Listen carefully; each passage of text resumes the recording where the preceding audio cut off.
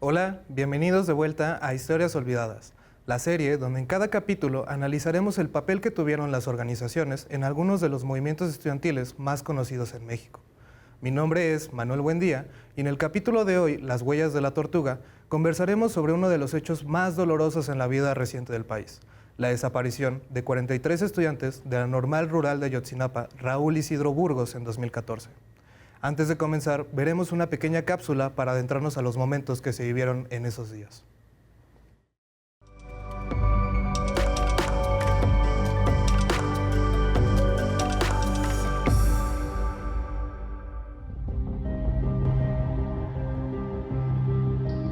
Después de 12 años de gobierno panista, las elecciones de 2012 marcaron el regreso del PRI al poder ejecutivo en México. La población civil se encontraba dividida. Por un lado, grupos empresariales que celebraban la promesa de estabilidad política y crecimiento económico, y por otro, una amplia mayoría, sobre todo movimientos sociales y estudiantiles, que desconfiaban del autoritarismo del PRI. Enrique Peña Nieto, en sus primeros 2 años de sexenio, impulsó un paquete de reformas estructurales, entre estas, una reforma educativa que modificó la relación entre las escuelas normales rurales y el Estado, debilitando su autonomía bajo la consigna de una educación de mayor calidad y con la excusa de un mejor aprovechamiento del presupuesto. Estas instituciones fueron fundadas tras la Revolución Mexicana con el objetivo de formar maestros en comunidades rurales, basadas en el ideal de una educación gratuita, científica y popular con conciencia de clase, y en el marxismo-leninismo.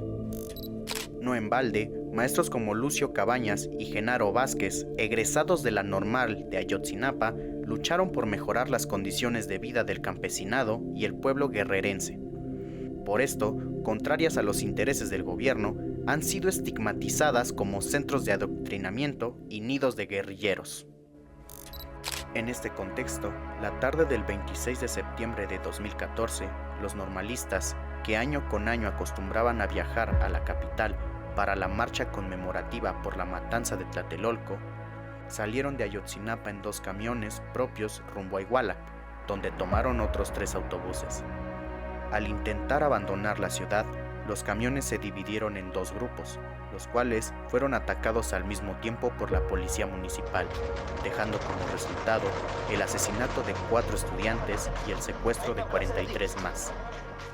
Ante su desaparición, diversas asociaciones civiles y organizaciones estudiantiles de toda la República exigieron justicia y la presentación con vida de los 43 estudiantes. Sin embargo, el gobierno mexicano, incapaz de esclarecer los acontecimientos, inició una campaña de desinformación, acusando a los normalistas de nexos con el narcotráfico y el crimen organizado. El objetivo, fabricar una verdad histórica en la que el Estado se limpiaba las manos. La indignación a nivel nacional e internacional no se hizo esperar. El descontento social se vio reflejado en marchas y protestas masivas realizadas por toda la República nunca antes vistas. El caso atrajo el interés de investigadores externos al gobierno, quienes desde 2014 desestimaron la supuesta verdad histórica. Sin embargo, tampoco se llegó a una respuesta definitiva. En 2018, como promesa de campaña, Andrés Manuel López Obrador le aseguró a las madres y padres de los 43 normalistas que le daría justicia a sus hijos. Ordenó la aprehensión de 6 funcionarios del gobierno por obstrucción a la justicia, incluido Tomás Herón, quien actualmente se encuentra en Israel, protegido por las fuerzas sionistas. A pesar de esto, el trabajo de la Comisión para la Verdad y Acceso a la Justicia fue deficiente. Los hechos aún no han sido aclarados y el caso sigue abierto. Al día de hoy, los responsables directos no han sido juzgados, y mientras las madres y los padres de los normalistas sigan sin saber el paradero de sus hijos, mientras los autores intelectuales y materiales no se conozcan, mientras se oculte la verdad a base de carpetazos y mentiras, el pueblo seguirá exigiendo justicia.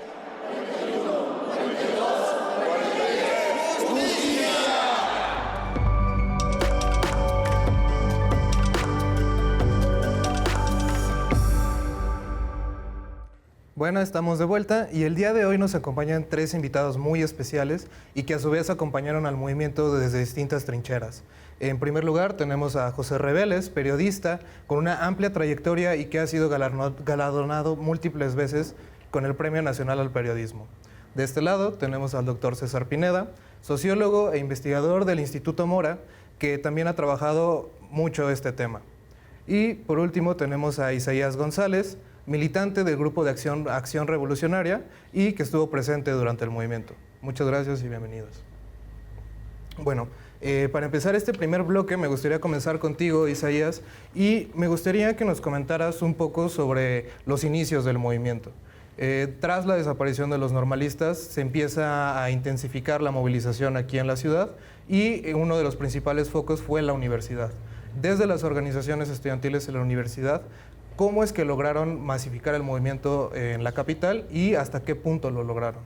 Perfecto, muchas gracias. En principio, comentar que el proceso de masificación, si bien las organizaciones tuvieron un punto importante en términos de generar las discusiones políticas, de ir desarrollando los procesos asamblearios en las distintas facultades y escuelas, particularmente de la Ciudad de México, la realidad es que fue un proceso, yo diría, espontaneísta. Fueron las propias comunidades estudiantiles las que empezaron a movilizarse, recordando que el proceso de Ayotzinapa se da en el marco para la movilización del 2 de octubre. Esto en realidad potenció muchísimo el proceso de la movilización de ese año en la marcha de Tlatelolco. Sin embargo, al pasar los días, pues uno tenía justo una expectativa de pensar que los estudiantes de Ayotzinapa se iban a regresar, que únicamente estaban encarcelados, como múltiples ocasiones había generado un proceso de represión, pero fueron avanzando los días y cada vez se iba generando un mayor ocultamiento de la información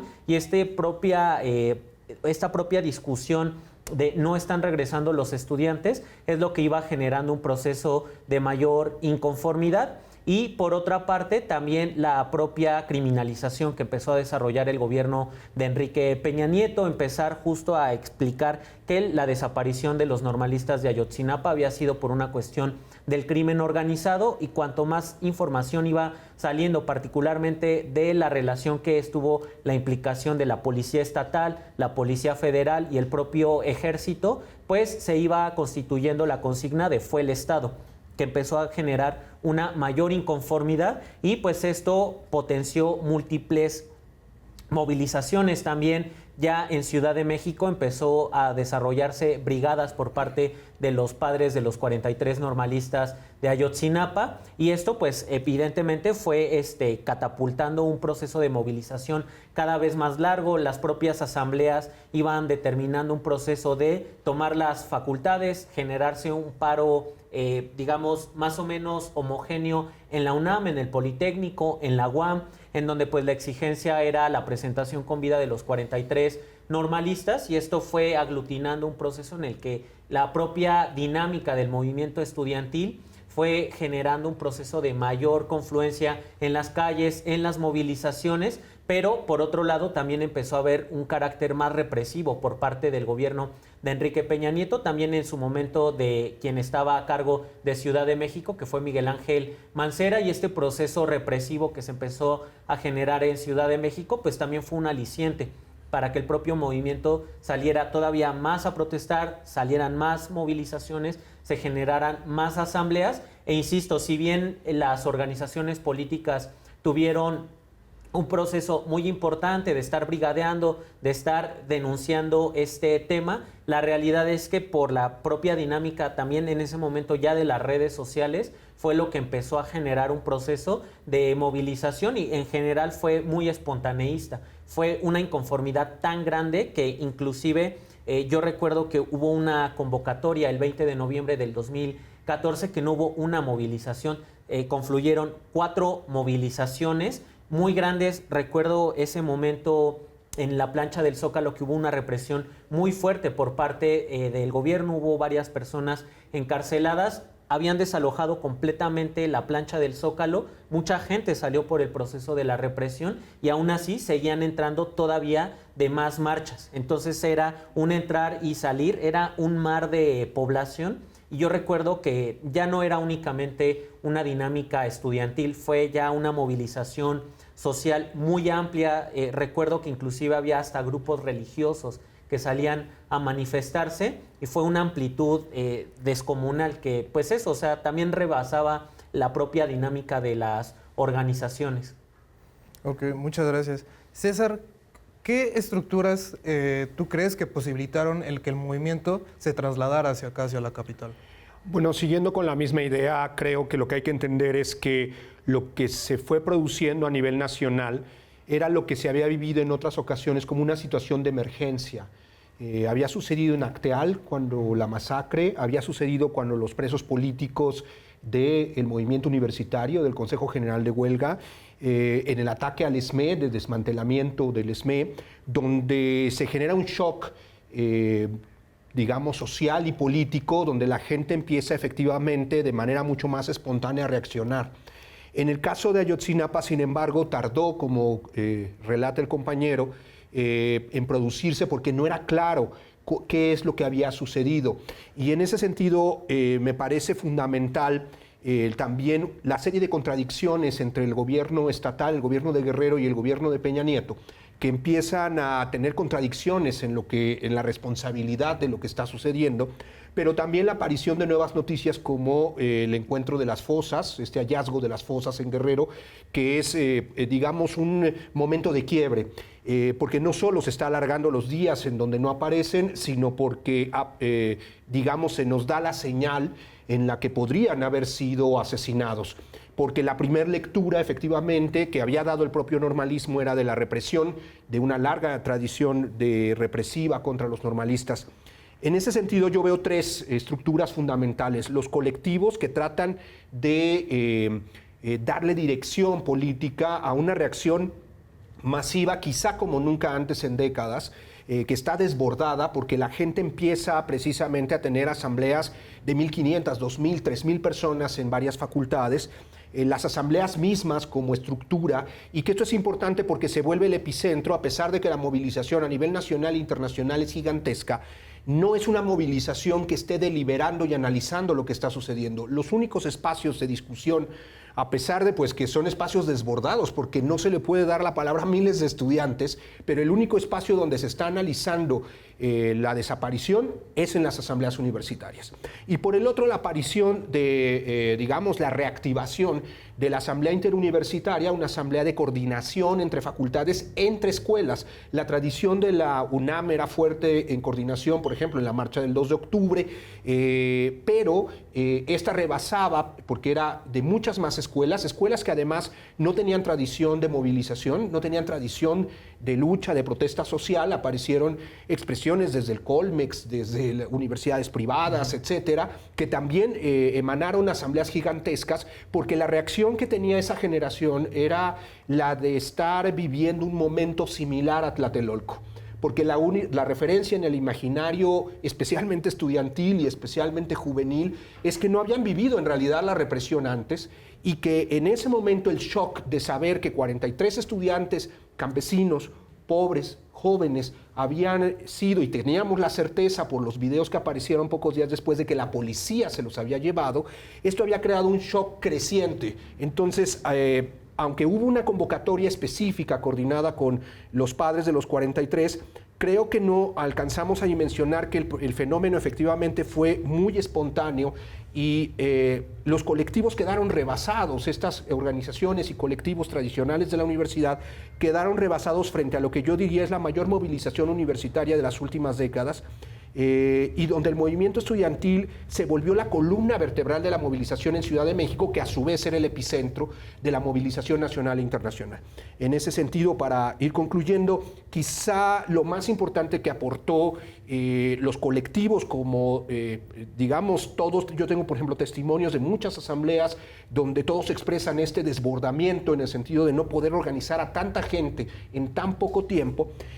Sin embargo, a través de los discursos y los acuerdos de varias asambleas, lo que uno puede analizar es que al pasar pocos días son los estudiantes los que ya han dado un veredicto analítico que dicen el Estado es responsable por acción o por omisión, que aparece una y otra vez dicho de múltiples formas en diversas asambleas. Esto es el preámbulo a la consigna que apareció por el colectivo Rexiste, pintada en el Zócalo, que decía fue el Estado, y que resumía muy bien el sentimiento de muchas asambleas. Y yo diría que los colectivos, a pesar de sus dificultades y a pesar de ser desbordados, le dieron una direccionalidad de significación, es decir, a la discursividad política de responsabilizar al Estado en su conjunto y no a responsabilizar solo al crimen organizado o solo al gobernador de Guerrero. Es el movimiento estudiantil el que creó esta forma de enunciación política, como le llamamos desde el estudio de los movimientos sociales.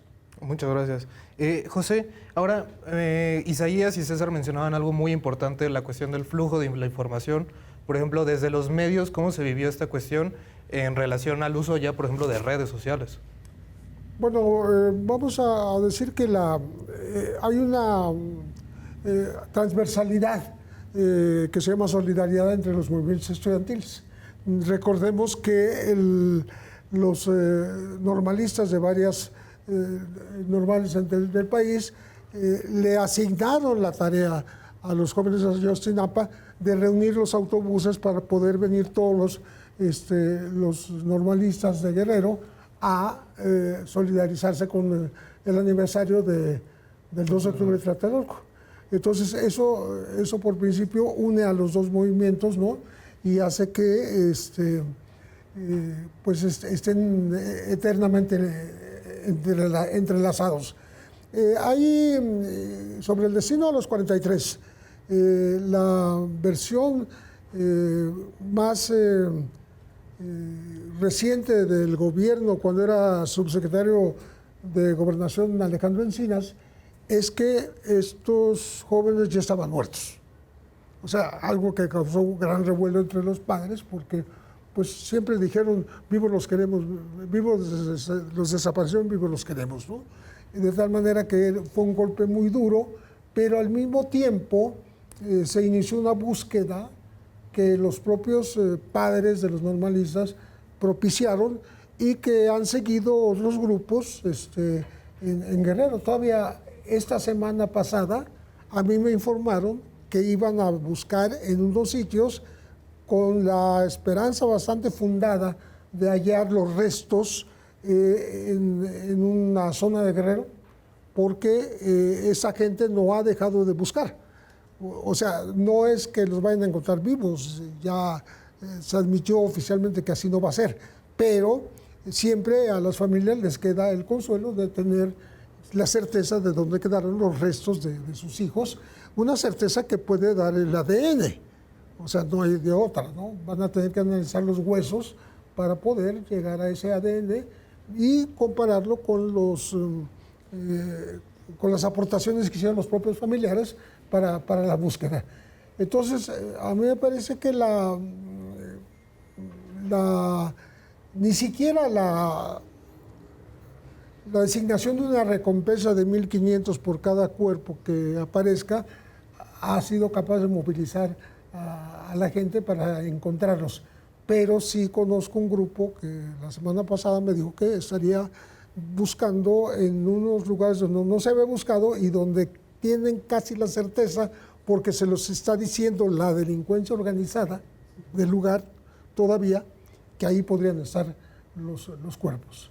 Es importante que se encuentre el paradero final, ya no la desaparición, ya los cadáveres, pero porque eso va a dar un poco de alivio a las familias, ¿no?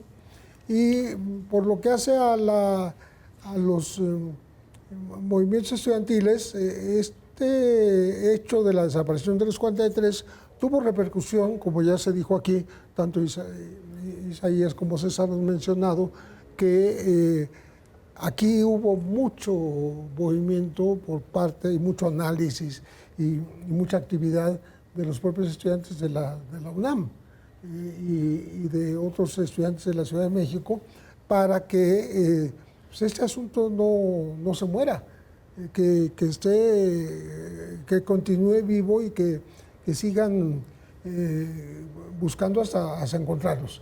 A mí me tocó ir a Iguala los días posteriores a la desaparición y me topé con una realidad terrible que tiene que ver con toda la delincuencia organizada y que no se limita a los estudiantes. Resulta que en una iglesia de Iguala se reunían con los curas y ahí les prestaban el patio para que fueran los ministerios públicos a tomar declaraciones a familiares de más de 600 desaparecidos solamente en Iguala en esas épocas. Discúlpame que te no eran los 43. Sí. Discúlpame que te interrumpa. Es muy interesante todo lo que nos están comentando. Lo vamos a retomar en el siguiente bloque. Sí. Y para la gente que nos ve, no se vayan. Vamos a regresar en un breve momento y les recordamos nuestras redes oficiales como @TVUNAM y como @Filoscrítica.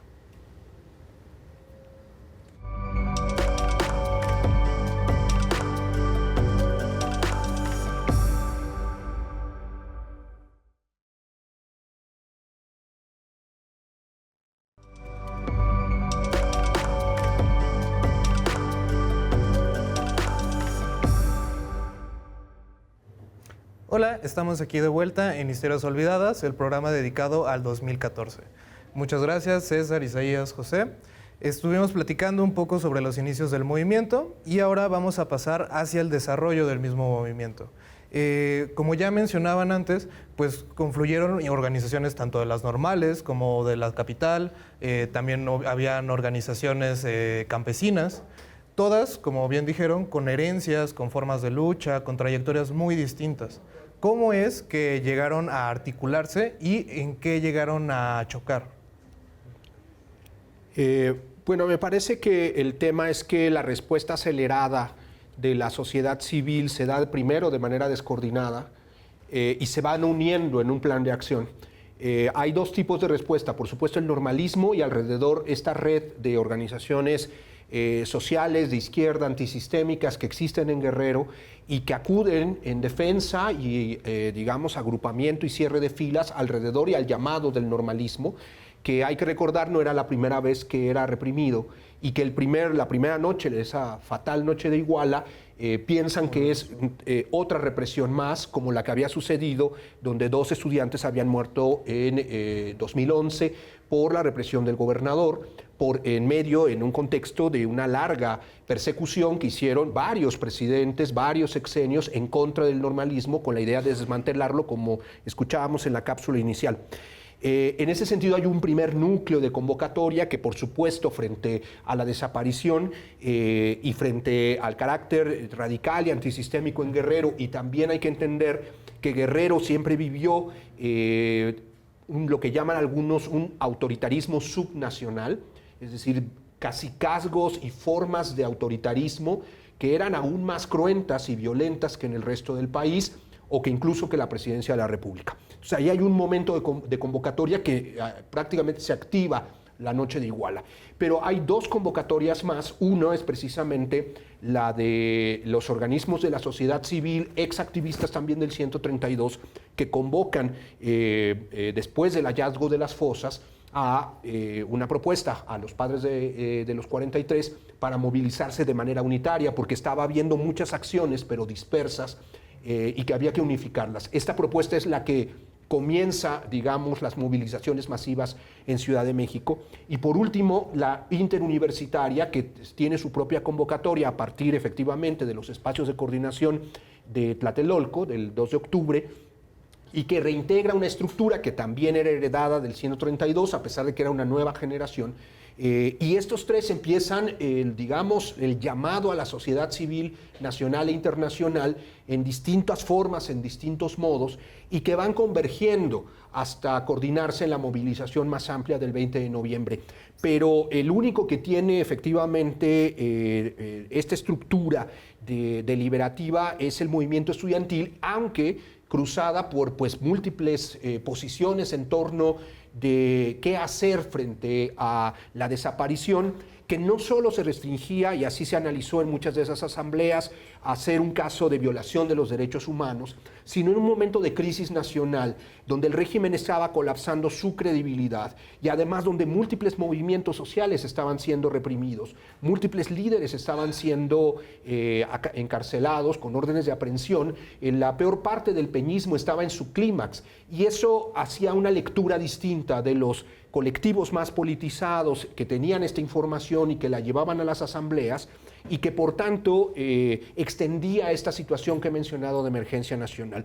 Creo que los colectivos y las asambleas logran, con dificultades por las clásicas divisiones que ha tenido el movimiento estudiantil en torno de qué tácticas callejeras usar y de qué formas de expresión de lucha hacer, pero lo que unifica también alrededor es la figura de los padres de los 43, que piden ciertas fechas de movilización, que proponen ciertas formas de lucha y la coordinadora, la coordinación que se forma en la interuniversitaria responde de manera la mayoría de las veces muy responsable a el epicentro de quien encabeza la movilización, que se va trasladando, hay que decirlo, primero del normalismo, que es quien convoca, quien acude directamente a las escuelas, y poco a poco, mientras los padres de los 43 se van organizando, pues porque primero estaban en shock por lo que estaba sucediendo y no tenían el grado de organización que hoy vemos y que han mantenido heroicamente durante más de una década. Entonces, en ese sentido, creo que es un proceso de maduración y articulación muy rápido,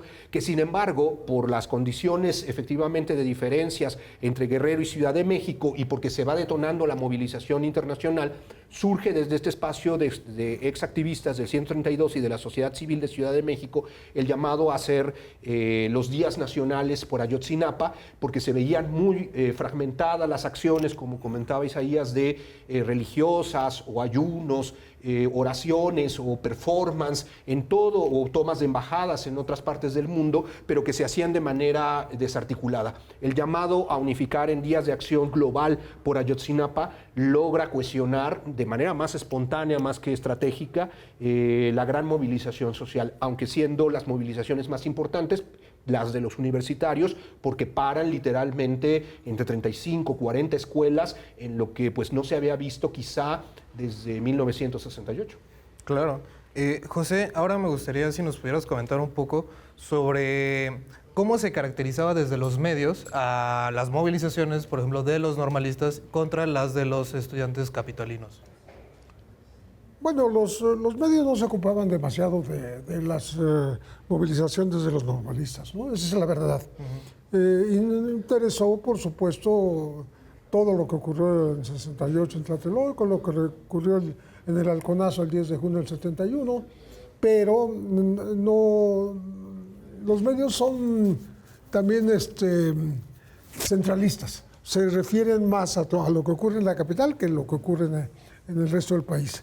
Y por eso vamos a decir que no se le prestó demasiada atención. Sin embargo, hubo ojos internacionales. El gobierno mexicano permitió que vinieran los expertos del Grupo Independiente de Expertos, el GIEI, para investigar por sí mismo fuera del gobierno de México y tratar de llegar a conclusiones más valederas y más útiles para la solución del problema de los jóvenes desaparecidos de Ayotzinapa. De tal manera que ellos lograron que se repitiera el video en donde Tomás Herón de Lucio lleva al Chereje, que se apellidaba así, un presunto delincuente, que después vemos que no era tal, era un ciudadano común y corriente, y lo asoma al río para que le diga que ahí van los cuerpos.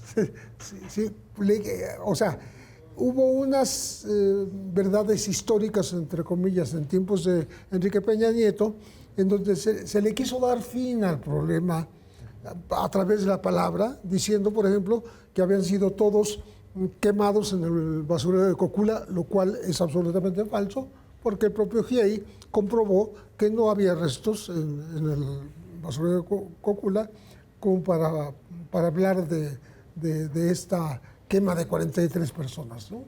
El GIEI también se dio cuenta de en la revisión de los autobuses que estuvieron en la noche de Iguala del 26 de septiembre, los dos que ya tenían los muchachos que habían secuestrado antes con el fin de venir a Tlatelolco, a la Ciudad de México, y los 3 que tomaron en la terminal de autobuses, ¿no? Ellos los quisieron revisar y se encontraron con que la autoridad les presentó un autobús que no tenía nada que ver, que simplemente el famoso quinto autobús, que no fue detenido dentro de Iguala, sino que salió de la ciudad, ¿no? Y que los permisionarios cometieron, pues yo digo que no el error, sino el delito de presentarles un autobús al cual ya le habían cambiado los asientos y todo lo demás. ¿Qué es lo que se pretendía encontrar?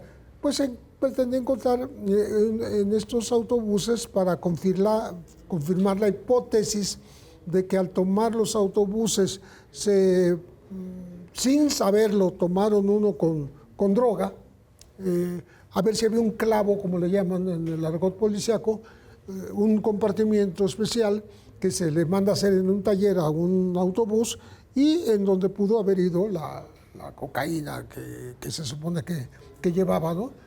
Todo eso no se pudo confirmar, pero sí hubo tantas irregularidades que hizo pensar en que el gobierno de Enrique Peña Nieto particularmente, pues hizo todo lo posible para cerrar el caso, ¿no? Esto provocó también la huida del país de Tomás Herón de Lucio, ¿no?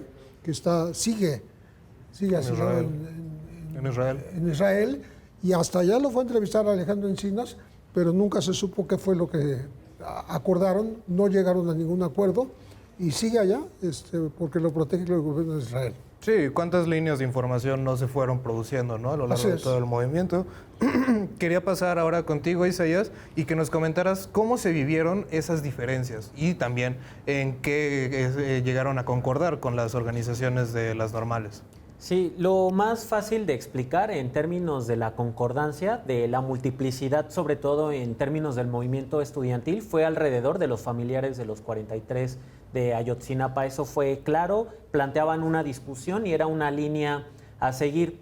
Posterior a esto, evidentemente, pues los 43, al provenir de la normal, pues también están adscritos a una organización que es la Federación Estudiantil la FEXUM, que es este órgano que además está adherida las 9 normales rurales que existen en el país, que además pues es otro tipo de estructura. En este caso, pues a partir de ahí ya se empezó a convocar a la llamada Asamblea Popular Nacional, la APN, pero también ahí ya empieza a desarrollarse un punto de, pues yo diría, de mayor fricción en términos, uno, del control que se tenía por parte de la FEXUM en términos de esta asamblea, y por otro lado la posibilidad o no de otras organizaciones que no vienen de una tradición normalista y particularmente en tensión con Ciudad de México, que no necesariamente tenían una injerencia o tenían inclusive voz y voto. A partir de ahí, pues ya existen un montón de diferencias en términos de la discusión política. También, pues en ese momento, en 2014, existía un amplio abanico de organizaciones independientes, que muchas de ellas venían también de la experiencia, sí, del Yo Soy 132, pero sobre todo de la huelga del 99-2000 aquí en la UNAM. Venían muchos activistas de ese proceso que habían intentado mantener procesos organizativos, sobre todo desde una perspectiva del marxismo, y en este caso pues ya no había posibilidad en muchos casos de una coordinación. Justo lo que se comentaba de la asamblea interuniversitaria, pues la realidad es que se tornaba muy difícil de construir políticamente una posición unitaria. Era muy difícil constituir un acuerdo político, pensar en un balance estratégico, en una táctica. Sobre todo, pues era un proceso de aglutinamiento, y lo poco que sí se podía mantener eran convocatorias unificadas a manifestaciones, pero fuera de eso, en realidad ya cada organización tenía una perspectiva muy diferente. Desde quienes estaban la necesidad, sobre todo, de presionar al gobierno de Enrique Peña Nieto para la presentación con vida de los 43 normalistas, hasta posiciones más radicalizadas que encontraban, por ejemplo, en el gobierno de Enrique Peña Nieto, pues la posibilidad también, a partir de la coyuntura de Ayotzinapa, generar un mayor descontento también para que se pudiera generar un proceso del derrocamiento de este gobierno que, insisto, no venía una inconformidad por el tema de Ayotzinapa. La inconformidad venía desde su candidatura cuando se constituye el movimiento del Yo Soy 132, y desde ahí también se habían conformado distintas aristas de distintas organizaciones de qué plantear, qué hacer, por dónde ir generando, pero particularmente en este caso lo que amplifica es una incapacidad ante todo de organizarse, de ponerse de acuerdo, de generar un diagnóstico en conjunto. Sobre todo pues era una dinámica de mucha disputa al interior del movimiento estudiantil, que pues es interesante, por ejemplo, verlo en retrospectiva histórica de cuáles fueron los mecanismos que, por ejemplo, se utilizaron en la Asamblea Interuniversitaria, el que se utilizó en la huelga del 99-2000, que era el Consejo General, el que se estaba desarrollando, la propia huelga del 86-87 con el CEU histórico, el proceso que también se da en el propio movimiento de 1968, y que además pues va reflejando particularmente cómo una generación intenta organizarse, pero ya en lo concreto pues no había una posibilidad de una estructura organizativa en Ciudad de México, porque además hay muchos antecedentes. México, a diferencia de muchos otros países, no existe una federación estudiantil, como por ejemplo es el famoso caso del movimiento estudiantil chileno. Aquí en realidad, por muchas circunstancias, el proceso de organización es asambleario, que es sumamente democrático, pero también esto representa una dificultad en la cual pues generar un consenso es muy difícil, y por otra parte no necesariamente al final en el proceso de la Asamblea Interuniversitaria llegaba la representación, por ejemplo, de la Facultad de Filosofía y Letras, o la representación de la Facultad de Ciencias Políticas o de la Facultad de Veterinaria, sino en muchos casos lo que terminaba era también una disputa entre activistas, que pues, y esto es una dinámica que se generaba pues muy rudimentaria, que era en el escrito quién podía firmar al final el pliego petitorio, quién podía firmar al final como su posición, y eso no necesariamente generaba como una articulación.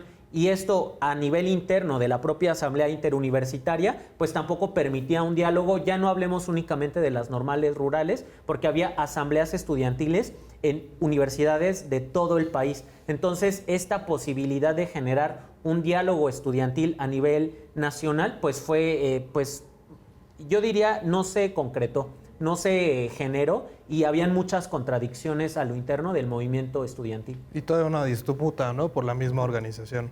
Bueno, muchas gracias. Vamos a ir a cortes, y recuerdo que pueden seguirnos en nuestras redes como @filoscrítica y @tvunam-oficial.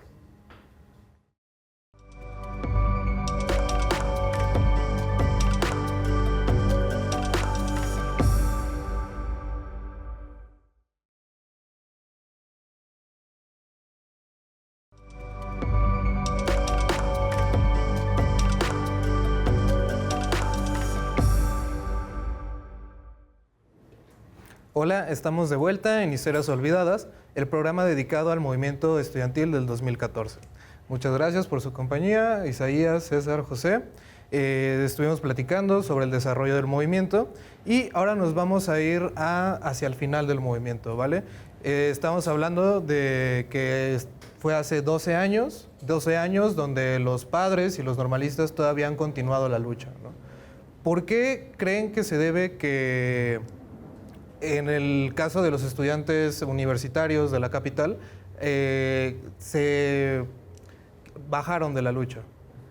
Bueno, no necesariamente bajaron de la lucha, pero sí es importante decir que hacia final de 2014 y principios de 2015 inició un proceso de represión muy fuerte por parte del gobierno de Enrique Peña Nieto. En su momento el Comité Cerezo de Derechos Humanos empezó a exponer cómo entre enero y febrero empezó a haber una persecución política de aproximadamente 300 activistas en Ciudad de México. Inclusive había compañeros de militantes a los cuales se les empezó a seguir de sus casas, empezó a haber amenazas de muerte y el proceso, sobre todo el aparato represivo del PRI, como muy fino de cómo ir persiguiendo, de cómo ir desmovilizando.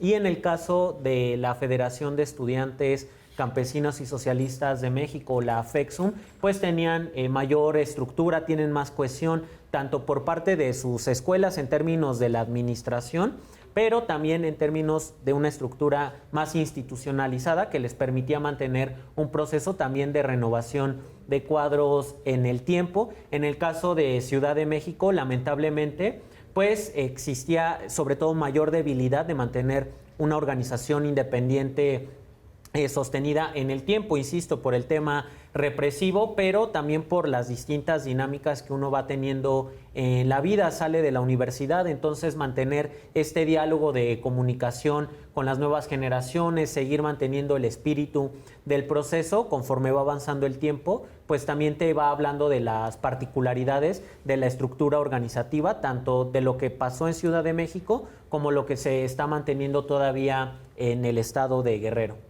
Claro. César, si nos pudieras hablar justo un poco sobre este desgaste, ¿a qué consideras que se debió, además de la represión y cuestiones más vivenciales? Yo creo que el movimiento estudiantil se enfrentó a una coyuntura muy difícil, porque en estas dos tensiones que ya hablaba Isaías, de si era un movimiento estrictamente solidario alrededor de los padres y alrededor del normalismo, o si la crisis, porque se provocó una crisis de régimen, podía avanzar hacia un momento destituyente. Y esta discusión no era sencilla de resolver, es la famosa deliberación de todo grupo revolucionario, de todo movimiento social, de si tiene la capacidad o no de empujar al régimen hacia su colapso. Y era difícil porque el régimen hizo muchas cosas para evitarlo. Es decir, el régimen tenía miedo de lo que estaba sucediendo, como hoy tenemos múltiples testimonios de cómo efectivamente, como plantea José, se aceleró y se produjo el montaje de la verdad histórica precisamente para cerrar esa crisis de régimen que representaba la movilización en las calles.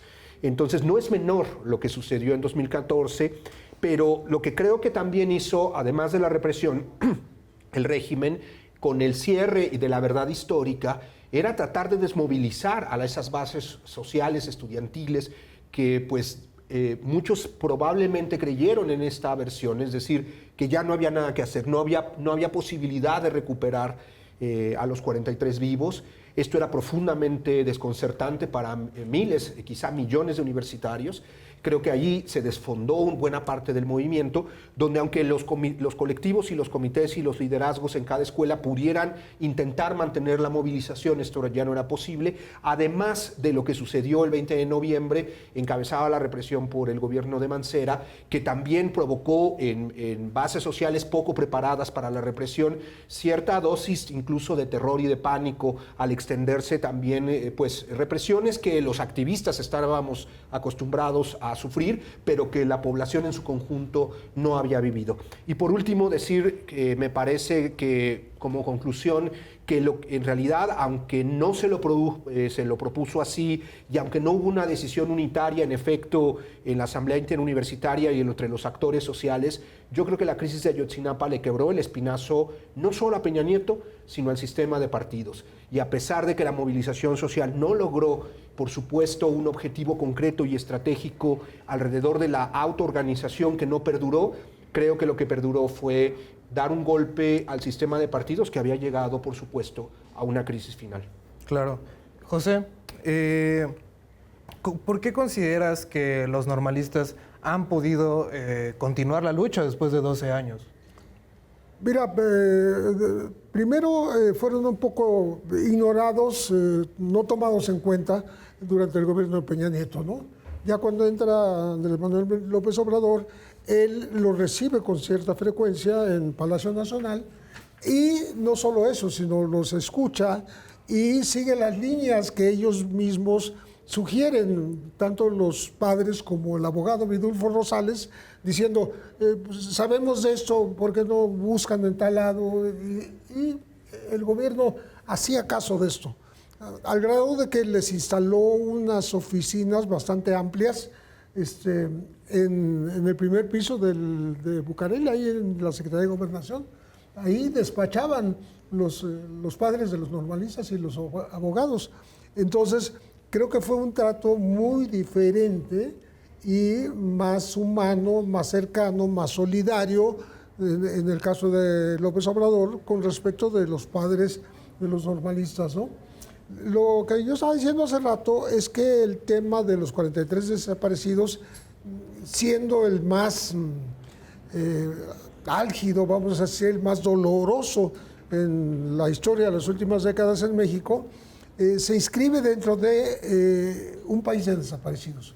Somos un país de desaparecidos. Acaba de venir un representante de Naciones Unidas, en donde mucho se discutía si la cuestión de las cifras, de que si son 132,000, que si ya bajaron porque unos aparecieron y no están bien los registros, que las familias ya no vuelvan a decir ya apareció, etcétera, etcétera. Pero estamos hablando de desaparecidos, cualquiera puede desaparecer.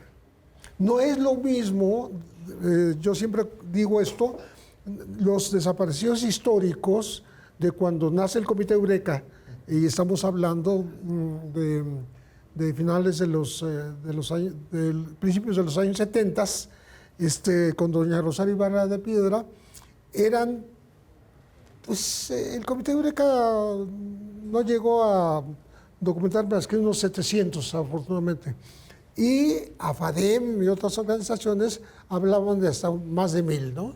De todas maneras, son pocos si se compara con los desaparecidos de décadas después, que ya no son los guerrilleros, ya no son los subversivos, ya no es la gente que se enfrentó con las armas al gobierno. El primer desaparecido de esa época fue Epifanio Avilés Rojas, que era perteneciente a un grupo de Lucio Cabañas que vino a la Ciudad de México a cometer un atraco bancario, expropiación le llamaban ellos, ¿no? Y que luego fue perseguido hasta Guerrero, a donde regresó, y hubo la contradicción de decir que murió en un enfrentamiento con el ejército, y también el presidente municipal del sitio de donde se lo llevaron, cerca de Atoyac, dice que se lo llevaron vivo en un avión al campo militar número 1. Por tanto, pues es una total contradicción, y se considera desaparecido, no muerto. Y es digamos, el primer desaparecido de la lista del Comité Eureka. Me tocó publicarlo a mí en el diario Novedades en 1970.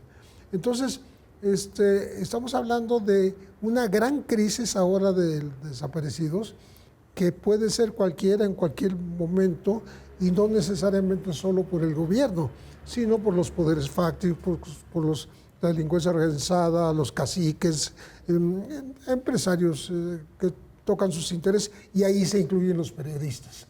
Entonces, creo que lo de Ayotzinapa, siendo la herida más fuerte que ha recibido la sociedad mexicana, se inscribe dentro de este país de desaparecidos que somos. Y que es un problema que, como mencionas, lleva décadas, ¿no? Décadas existiendo. Por último, ¿algún pensamiento, alguna reflexión que nos quieran compartir? Si quieres, empezamos contigo, Isaías.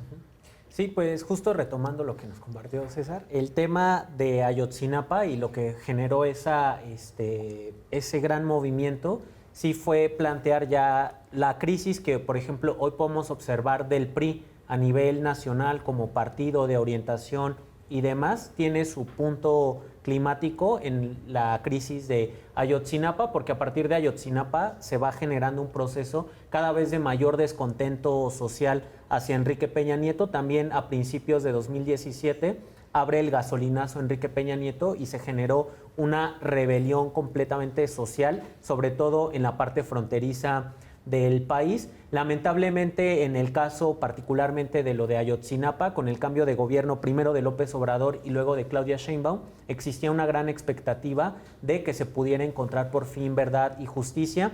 Lamentablemente, la discusión que hoy tenemos todavía con el proceso que después regresó el Comité Interdisciplinario de Expertos Independientes, están discutiendo un tema de varios folios de expedientes militares, que además cuando inició el proceso de la Comisión de Verdad y Justicia para el caso de Ayotzinapa, tanto Sedena como la Marina se insubordinaron en la presentación de documentos. Lamentablemente, pues se ha mantenido un proceso, sobre todo muy velado, y se vio muy acentuado con el gobierno de Obrador, de estar mencionando que pues los centros de derechos humanos únicamente querían golpear al gobierno, querían golpear al ejército como institución, pero lamentablemente pues sigue la herida abierta. Como se comentó, pues la crisis de desaparecidos se mantiene. Hace una semana estuvimos en una protesta en la torre de rectoría porque existen personas desaparecidas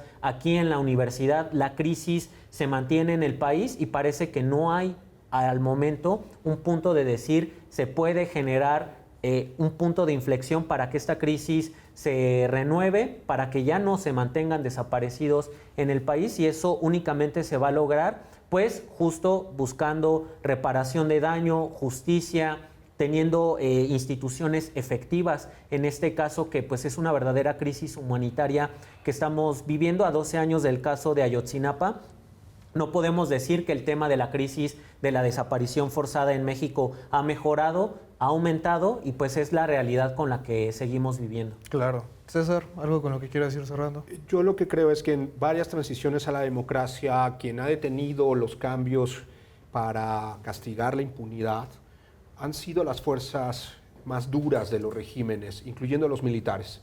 Y creo que en ese sentido la Cuarta Transformación no ha domado a ese poder, en el entendido de que no solo hay un pendiente general en relación, por supuesto, a la crisis de seguridad que se ha convertido esta terrible guerra incontrolable de desaparición en este país de desaparecidos, sino tampoco se ha obligado al ejército a ser enjuiciado, a una reforma que permitiera no solo saber dónde están los 43, sino también castigar los crímenes del pasado.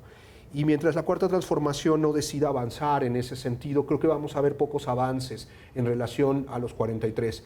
Creo que los padres y el normalismo necesita de toda la solidaridad, pero también entender que se necesita ese vínculo con el Estado para poder obligar a cumplir la demanda de verdad, justicia, memoria. Y aunque hoy pues ya han pasado muchos años para seguir diciéndolo, creo que simbólicamente tenemos que seguir en las calles diciendo vivos se los llevaron, vivos los queremos. Sí, claro, continuar con la lucha. José, ¿algo último? Al pasar estos 12 años, por desgracia, se ha ido diluyendo, digamos, la difusión de lo que pasó con los estudiantes, los 43 desaparecidos, de tal manera que ya los padres no tienen tanta solidaridad por parte del resto de la población, porque pasan los años y va decayendo, se va decantando esta solidaridad. No hay que olvidar, en la cárcel todavía Jesús Murillo Caram, está el alcalde de Iguala en la cárcel y su esposa también, pero eso no remedia nada, porque con una cárcel no estás solucionando un problema. Claro. Estás castigando quizá ni siquiera a la persona correcta.